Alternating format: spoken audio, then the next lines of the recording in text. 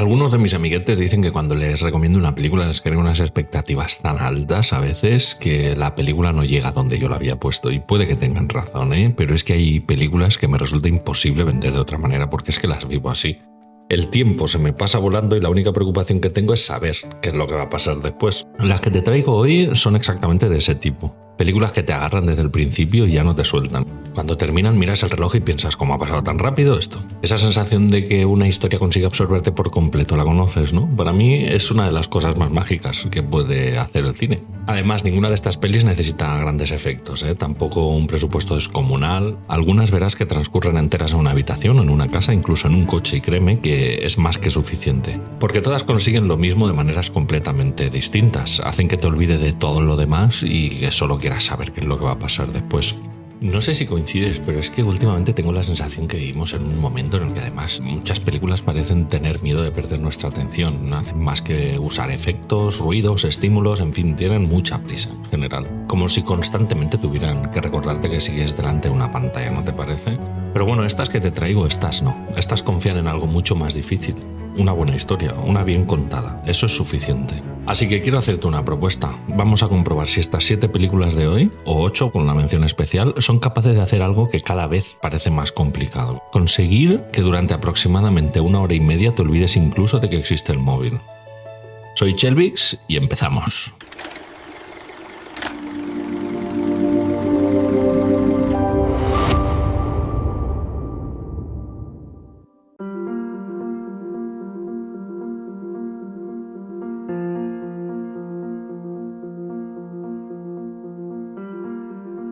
Un hombre, un coche, una noche y una de las películas más tensas que has visto en mucho tiempo. Locke es una peli inglesa de por allá del 2013, escrita y dirigida por Steven Knight y protagonizada por el bueno de Tom Hardy. Prácticamente toda la película transcurre dentro de un coche y para conseguir que todo resultara lo más natural posible, Hardy interpretó el guión casi como si estuviera en un escenario de teatro. ¿Qué cómo? Pues durante 6 noches seguidas rodaron la peli entera 2 veces cada noche, 12 interpretaciones completas, Después en montaje fueron escogiendo los mejores momentos, escenas y demás de cada una hasta construir la película que vemos hoy. Y hay otro detalle que también me encantó, y es que poco antes de empezar el rodaje Hardy se puso bastante malo. El tío tenía un gripazo de caballo con mocos, fiebre, tos, físicamente hecho un enfermo, vamos. Pero bueno, al final fueron valientes y decidieron seguir adelante en esas condiciones. Steven lo que hizo fue adaptar el guión sobre la marcha y entre escenas, un poco como pudo, para convertir ese estado de malestar en parte del personaje. Así que, bueno, todos los termos, medicamento, pastillas que vas a ver en la peli ya sabes que no fueron atrecho. La conexión entre actor y director fue tan buena que años después volverían a trabajar juntos, creando ambos la serie de Tabú. Pero todavía hay una cosita más. Todos sabemos que Hardy es un fenómeno, eso está claro. Lo que quizá no todo el mundo sabe es que Steven no es precisamente un cualquiera, Solo te diré una cosa de él para no darte mucho la turra, que es el creador de Peaky Blinders. Ese es el nivel. Así que con todo este contexto entenderemos mejor que cuando esta Bonachent decidió apostar por una película que pasa enterita dentro de un coche, sabían perfectamente lo que estaban haciendo, no eran nuevos. Y eso se nota desde el minuto 1, porque muy pronto dejas de pensar en el experimento del coche y solo queda una cosa a la que puedes prestar atención: la historia.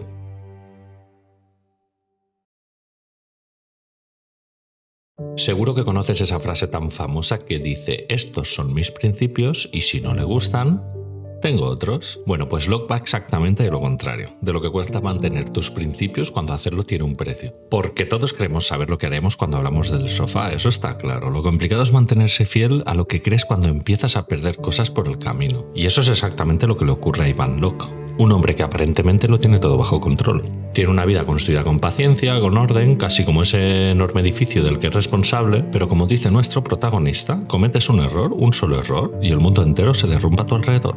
Y lo fascinante no es descubrir qué ha pasado, es acompañarlo mientras intenta asumir las consecuencias. Toda la película consiste simplemente en eso. Un hombre, un coche, una carretera y una sucesión de llamadas que van haciendo más evidente que algunas decisiones, por muy convencido que estés de ellas, siempre tienen un coste. Y aquí está la magia de Locke. La tensión no nace de una persecución, ni de un asesino, ni de un giro imposible. Nace de algo mucho más cotidiano. Intentar hacer lo que cada uno cree correcto. Puede parecer poca cosa hasta que te das cuenta que llevas más de una hora mirando únicamente la cara de Hardy y no has sentido la necesidad de mirar el móvil. Porque Steven consigue algo dificilísimo. Hace que te olvides por completo del experimento del coche. Al principio piensas, ¿de verdad toda la peli va a ser un hombre hablando por teléfono dentro de un coche? Y 20 minutos después ya no estás viendo un coche. Estás viendo a una persona intentando sostener una vida que se le escapa entre las manos. Y esa para mí es la grandeza de Locke. No intenta impresionarte, no intenta hacer ruido. Solo te plantea una pregunta que probablemente todos deberíamos de hacernos alguna vez en la vida. ¿Hasta dónde estarías dispuesto a llegar para mantener tus principios?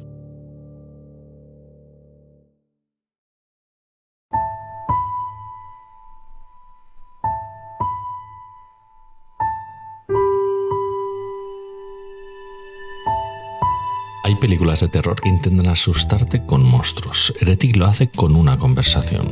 Sus directores, Scott Beck y Brian Woods, son los mismos que imaginaron el universo de la saga de pelis Un lugar tranquilo, allí donde el terror nacía del silencio. Aquí decidieron hacer exactamente lo contrario. El arma más peligrosa de toda la película son las palabras. Por eso nuestro querido Hugh Grant preparó durante meses unos larguísimos monólogos sin improvisar prácticamente una sola línea. Cada pausa, cada silencio y cada coma la tenía medida al milímetro. Y hay un detalle todavía más curioso. Las dos actrices protagonistas crecieron dentro del mundo mormón. Chloe East incluso ayudó durante el rodaje a corregir pequeños gestos, expresiones y formas de hablar para que las misioneras resultaran completamente auténticas. Sophie Thatcher, en cambio, había abandonado esa religión años atrás, así que muchas de las conversaciones de las películas conectaban directamente con dudas que ella misma había vivido. Quizá por eso funciona tan bien, porque demuestra que a veces una conversación puede generar mucha más tensión y mucho más miedo que cualquier monstruo. Así que aquí solo te doy un consejo: no te pierdas ni una sola frase. Escucha con atención. Hay monstruos que entran derribando la puerta, pero luego hay otros que primero te invitan a pasar. Eso es exactamente lo que hace Heretic. Dos jóvenes misioneras llaman a la puerta de una casa convencidas de que van a mantener una conversación tranquila sobre su fe, y durante los primeros minutos casi parece que eso es exactamente lo que va a ocurrir. Lo inquietante es que el personaje de Hugh Grant apenas hace nada, no levanta la voz, no amenaza, ni siquiera parece especialmente peligroso, simplemente habla. Desde el primer momento tienes la sensación de que él ya sabe cómo va a terminar esa conversación, aunque las protagonistas todavía crean que acaba de empezar. Cada pregunta, cada silencio y cada sonrisa tienen la sensación de que parecen formar parte de un plan que solo conoce él. Y ahí la película consigue hacer algo muy difícil. Empiezas a querer que las protagonistas salgan de esa casa, pero al mismo tiempo tampoco quieres que hagan ningún movimiento brusco. No sé si me explico. Como si estuvieran delante de un gran depredador que de momento parece completamente inmóvil, pero que sabes que lo peor que podrías hacer es provocar una reacción. Lo realmente aterrador no es que parezca peligroso, es que tu instinto empieza a decirte que no deberías seguir ahí mucho antes de que puedas explicar por qué, y eso basta para que cada minuto resulte más incómodo que el anterior. Quizá por eso Heretic resulta tan inquietante, porque acabas descubriendo que los monstruos más peligrosos no son siempre los que derriban la puerta. A veces son los que consiguen que seas tú quien decide cruzarla.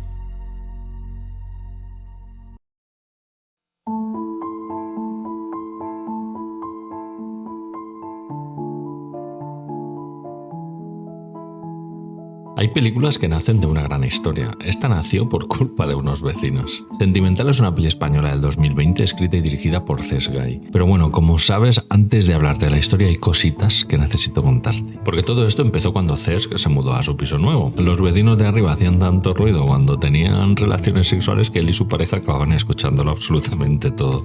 Y de una situación tan picarona y cotidiana como esa, nació primero una obra de teatro. Una obra que estuvo llenando teatros tanto en España como en buena parte de Latinoamérica, con más de 500.000 de espectadores antes incluso de convertirse en esta peli. Después Cesc decidió llevarla al cine y sabía perfectamente de quién tenía que rodearse, de 4 auténticos actorazos, y vaya, sí lo hizo. Javier Cámara, Griselda Siciliani, Alberto San Juan y Belén Cuesta. Entre todos con muchísimas horas de teatro y curro en primera línea a sus espaldas. Porque tienes que saber que una película como esta no puede funcionar si las interpretaciones no son absolutamente extraordinarias. Aquí vuelve a no haber persecuciones, ni explosiones, ni grandes giros. Solo tenemos a 4 personas hablando durante toda la peli.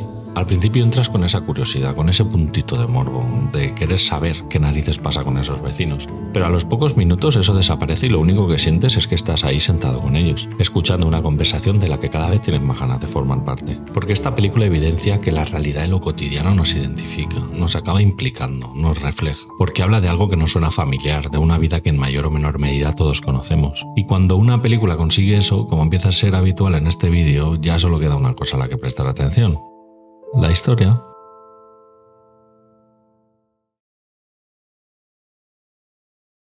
Sexo. Todo empieza por sexo. Nuestra pareja invita a cenar a los vecinos de arriba, esos vecinos que llevan meses impidiéndoles dormir con su, digamos, entusiasmo nocturno. Lo que parecía una cena para hablar de un simple problema de convivencia, poco a poco empieza a volverse cada vez más incómodo y llega el momento en el que ya no sabes muy bien qué se está analizando o a quién se está analizando. Cada pregunta abre otra, cada respuesta incomoda un poco más que la anterior. Casi sin darte cuenta empiezas a cambiar continuamente de bando. Hay momentos en los que piensas que uno tiene toda la razón y 5 minutos después cambias de opinión. Pero bueno, al final entiendes que, como suele pasar en la vida, todos tienen su parte de razón. Sorprende que cuando más avanza la conversación, menos importa el motivo por el que empezó. Eso hace que acabes sintiendo que estás sentado con ellos. Hace que formes parte de la reunión y que te tenga atrapado durante casi hora y media. Y quizá la mejor prueba de que esa idea funciona es que esta historia, ya sea en teatro o cine, se ha adaptado en países completamente distintos, con culturas completamente distintas, y siempre ha encontrado su público, porque en el fondo nunca fue una historia sobre unos vecinos, fue una historia sobre personas, y precisamente por eso funciona igual aquí que en cualquier otra parte del mundo. Así que ya lo sabes, Sentimental es solo eso, una conversación, una a la que entras por curiosidad y te quedas porque quieres formar parte de ellas. Aunque bueno, cuando termina te deja pensando y reflexionando. A lo mejor quizás no es solo una conversación, sino una muy buena conversación.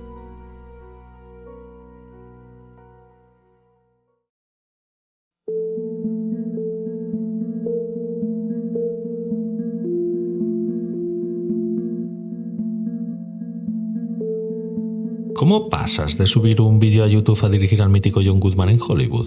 Esa fue la carta de presentación de Dan Trachtenberg.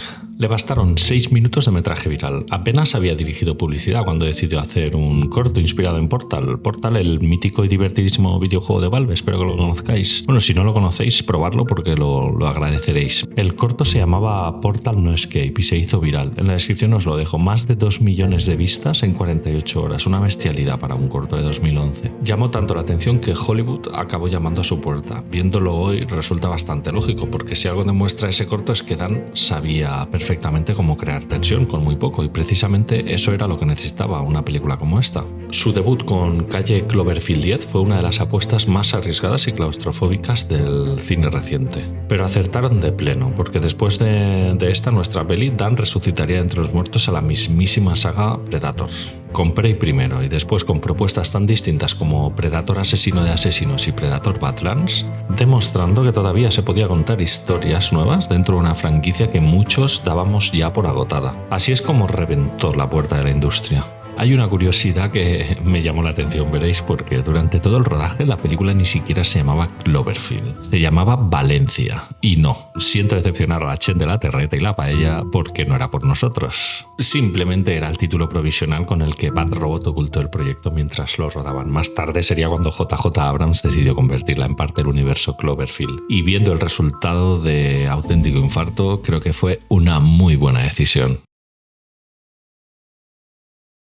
Todo empieza con una pregunta muy sencilla. ¿Qué narices pasa aquí dentro? Una chica despierta encerrada en un búnker con un desconocido que asegura haberle salvado la vida. Y lo primero que piensas es que estás delante de un secuestrador, un puñetero loco. Pero la película tarda muy poco en sembrarte otra duda. ¿Y si el verdadero peligro no estuviera dentro, sino ahí fuera? A partir de ese momento empieza un juego constante. Cada conversación, cada decisión y cada pequeño detalle te hace cambiar de opinión una y otra vez. Hay momentos en los que Howard parece un hombre completamente trastornado y otros en los que empiezas a preguntarte si precisamente por llevar toda la vida preparándose para lo peor, se supone que es el único que ha visto venir algo que nadie más era capaz de imaginar. John Goodman, como no, está espectacular, está impresionante, no solo porque imponga físicamente desde el primer minuto, sino porque consiga que nunca termines de decir si estás delante de un paranoico, prepper peligroso o de alguien que simplemente ha tenido la desgracia de acertar. Y eso lo cambia todo, porque llega un momento en el que ya no sabes qué miedo es mayor, el que hay dentro del búnker o el que puede estar esperándote al otro lado de la puerta. El gran logro de la película no es ocultarte dónde está el peligro, es conseguir que nunca estés seguro de dónde deberías de estar mirando. Y eso sin persecuciones, sin efectos imposibles y sin nada más que 3 personas en un sótano es mucho más difícil de conseguir de lo que parece. Así que el tema es, ¿confiarías en él? ¿Intentarías escapar o esperarías a saber qué narices está pasando realmente ahí fuera?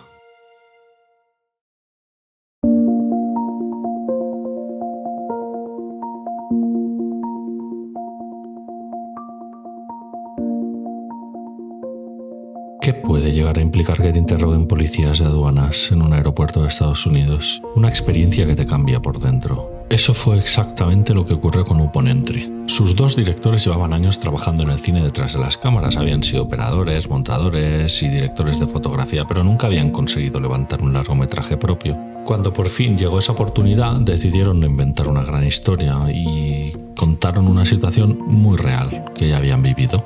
Uno de ellos, Juan Sebastián Vázquez, fue retenido durante horas al entrar en Estados Unidos. Le quitaron el teléfono, registraron sus pertenencias y lo interrogaron sin saber siquiera si acabaría entrando en el país. No lo deportaron, pero sí se llevó otra cosa consigo, esa sensación de que durante unas horas toda tu vida depende de la decisión de un desconocido. De hecho, la sala de interrogatorios que vemos en la película está reconstruida a partir de los recuerdos de aquella desagradable experiencia. El otro director, Alejandro Rojas, conocía muy bien esa misma incertidumbre desde otra perspectiva.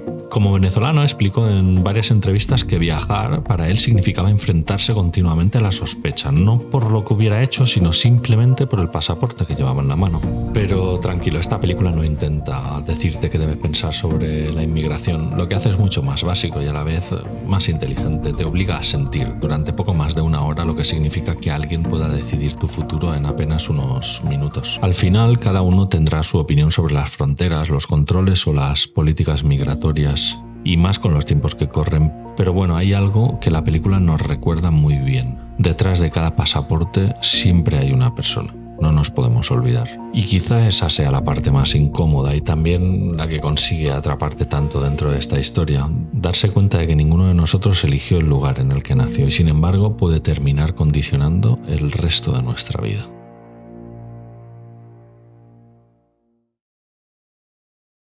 Cruzar una frontera debería ser un trámite, o al menos eso creen Diego y Elena. Todo empieza en un aeropuerto, entregar un pasaporte, responder un par de preguntas y cruzar una puerta. Algo que la mayoría hacemos casi sin pensar. Pero Upon Entry consigue convertir ese momento cotidiano en una de las situaciones más tensas que hemos visto en mucho tiempo. Diego y Elena llegan a Estados Unidos para empezar una nueva vida, lo tienen todo preparado, han hecho las maletas, han dejado atrás su antigua vida y solo les queda un último paso, entrar al país. Entonces un agente les mira y pronuncia 2 palabras, follow me, síganme, y de repente todo cambia. Lo que parecía un simple control de pasaportes empieza a convertirse en un interrogatorio. Cada respuesta genera una nueva pregunta, cada documento parece insuficiente y poco a poco entiendes que ya no importa tanto demostrar quién eres, como convencer a alguien de que puede confiar en ti. Lo brillante es que la película no necesita levantar la voz, no hay persecuciones, amenazas ni violencia, solo hay 2 personas encerradas en una sala con alguien que tiene toda la autoridad, y eso basta para generar una tensión enorme y constante. Hay un detalle que me parece una pasada en la peli. Al principio Diego y Elena hablan en castellano y en catalán, que es su espacio, su zona de confort, pero en cuanto entran a esa sala de interrogatorio, todo cambia al inglés. Y no es un simple cambio de idioma, es una forma muy sutil de que ellos también pierdan la seguridad. Empiezan a pensar cada palabra, a medir cada respuesta, a sentir que cada pequeño error puede volverse en su contra. Y cuando quieren recuperar un pequeño refugio hablando entre ellos, la película también les arrebata eso. Es un detalle aparentemente pequeño, pero consigue que tú también empieces a sentir esa misma incomodidad. Y quizá ahí esté el mayor logro de Upon Entry. No necesita grandes artificios, solo consigue que responder preguntas en una oficina termine sintiéndose como una batalla psicológica. Porque al final la película no habla solo de inmigración, habla de una sensación que casi todos podemos conocer, la de entrar en un lugar donde otra persona tiene todo el poder y tú solo puedes esperar que decida qué va a hacer con tu vida.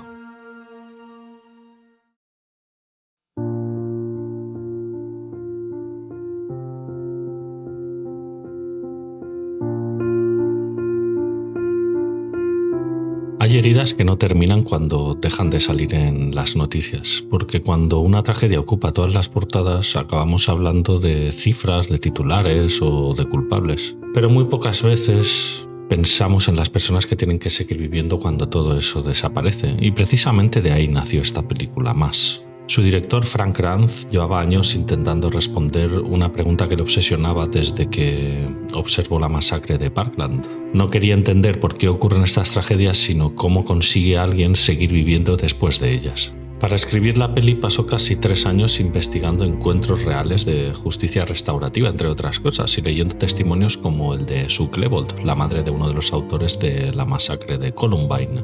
Más no habla del momento en que ocurre la tragedia, habla de todo lo que viene después. Cuando por fin consiguió sacar adelante su primera película, tomó una decisión muy poco habitual. En lugar de buscar grandes escenas o grandes giros, reunió a 4 buenos actores durante semanas alrededor de una mesa como si estuvieran enseñando una obra de teatro, sin cámaras, sin interrupciones y simplemente hablando. Cuando llegó el momento de rodar, la conversación ya no parecía interpretada, parecía vivida. Y por eso decidió filmarla dejando que las cámaras captaran no solo las palabras, sino también los silencios, las respiraciones, esas pequeñas reacciones que normalmente desaparecen entre un corte y otro. Incluso la propia imagen acompaña ese viaje. Conforme la conversación se vuelve más dura, el encuadre empieza a cerrarse poco a poco, casi sin que te des cuenta, hasta transmitir finalmente una sensación agobiante de que las paredes también empiezan a acercarse a ellos. Hay otro detalle que también resume muy bien toda la película, su título. Más. Fran explicó que esa palabra la escogió porque significa misa, un lugar donde las personas se reúnen para intentar encontrar algún tipo de consuelo, y también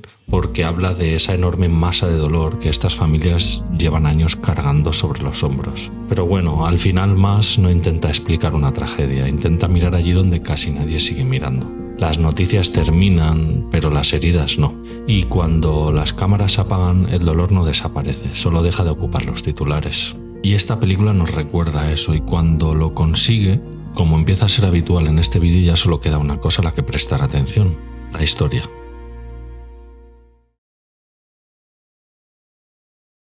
Mirar, hay dolores para los que parece imposible encontrar una solución, y sin embargo, las personas tienen que seguir viviendo con ello. ¿Puede una conversación ayudar cuando ya no queda nada por reparar? Entonces, ¿para qué sirve sentarse a hablar?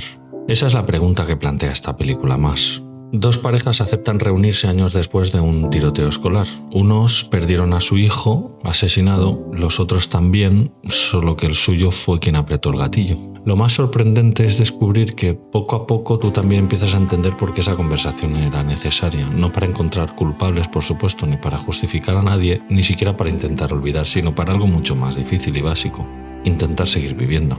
Lo fascinante es que Más nunca busca un drama fácil o un llanto. No hay grandes discursos, no hay una música intentando decirte cuándo tienes que emocionarte. Solo hay 4 personas sentadas, 2 parejas alrededor de una mesa, 4 padres, hablando, escuchando, a veces callando y a veces gritando.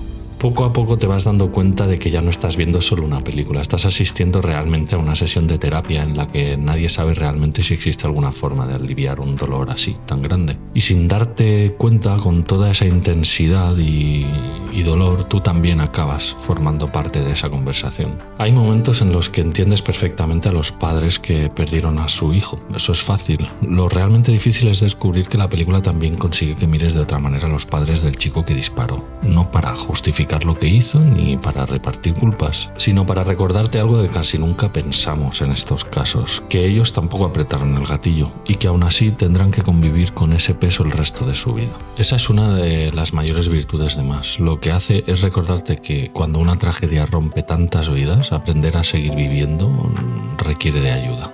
Quizá por eso esta película resulta tan abrumadora, porque te obliga a permanecer delante de un dolor inmenso del que normalmente apartamos la mirada. Y cuando termina, no sientes que hayas visto una película sobre una tragedia. Sientes que has acompañado durante un rato a personas que intentan hacer algo que parecía imposible y que es necesario: seguir viviendo.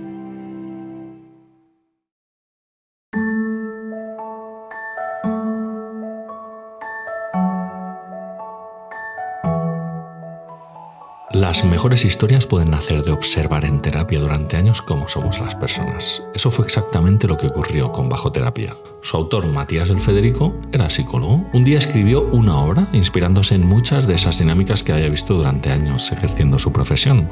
La presentó a un concurso que aquel año inició en Buenos Aires, que se llamaba Contar, para autores noveles en Argentina, y fue uno de los grandes ganadores de aquella edición. El premio no era un cheque, era mucho mejor: estrenar su obra en el emblemático Teatro Metropolitan de la mítica calle Corrientes. Y además de la mano de Daniel Veronese, una eminencia del teatro contemporáneo argentino. Era un sueño hecho realidad. Lo que quizá nadie esperaba era que aquel texto acabara convirtiéndose en un auténtico éxito de público, saltando después a los escenarios de Chile, de México, en Colombia, hasta llegar a Europa, a España. Y allí, cuando nuestro director Gerardo Herrero vio la obra, entendió que había una película. Compró los derechos, pero tenía un problema. ¿Cómo consigues que una conversación siga sintiéndose tan viva delante de una cámara?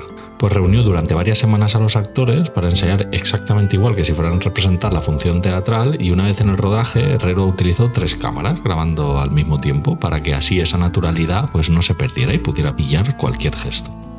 De hecho, en el Festival de Málaga no quisieron premiar a un único actor, decidieron reconocer a todo el reparto, a todo el pack, porque entendieron que esta historia solo funciona cuando las 6 piezas que hay encajan al mismo tiempo. Pero bueno, antes de teatro o cine, esta fue una historia escrita por alguien que llevaba años escuchando a personas en terapia. Y cuando una historia nace de algo así, solo queda una cosa a la que prestar atención: la historia.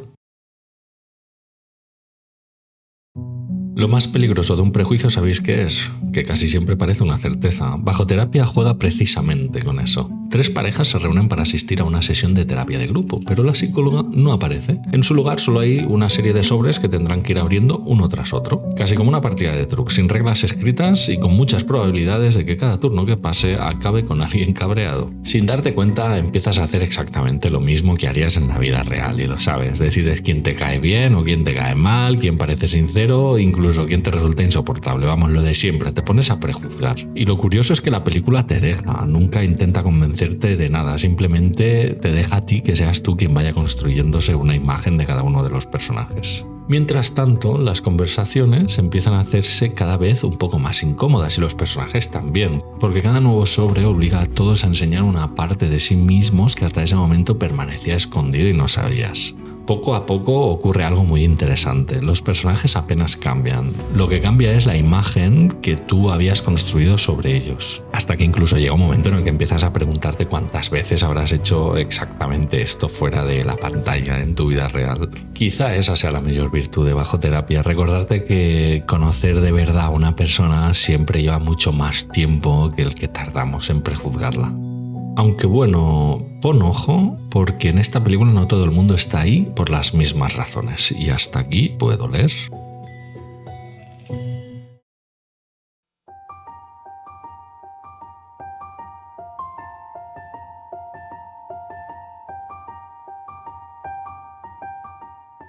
Bueno, llegados hasta aquí, y ya que llevamos todo el vídeo hablando de películas capaces de atraparte sin salir prácticamente de una habitación, hay una película que, como comprenderás, me es prácticamente imposible no hablar de ella. Porque en realidad mucho de todo lo que hemos visto en este vídeo empezó aquí. Verás, a mediados de los años 50, en Hollywood se pensaba que una película protagonizada por 12 hombres hablando alrededor de una mesa era un auténtico disparate. Si no había grandes escenarios, no había acción ni espectáculo, no podía funcionar. Sin embargo, Henry Fonda leyó aquel guión y decidió apostar por él hasta el punto de tener que producir la película con su propio dinero, y menos mal que lo hizo. Porque Sidney Lumet aprovechó aquella aparente limitación para demostrar algo que hoy nos parece completamente normal: que las cámaras también pueden contar una historia. Sin mover las paredes del decorado, fue cambiando poco a poco la forma de filmar la habitación. Al principio había espacio, aire, todo parecía relativamente cómodo. Pero casi sin darte cuenta, las paredes empiezan a acercarse, los techos parecen caer sobre los personajes y acabas sintiendo el mismo agobio que ellos, sin que la habitación haya cambiado realmente.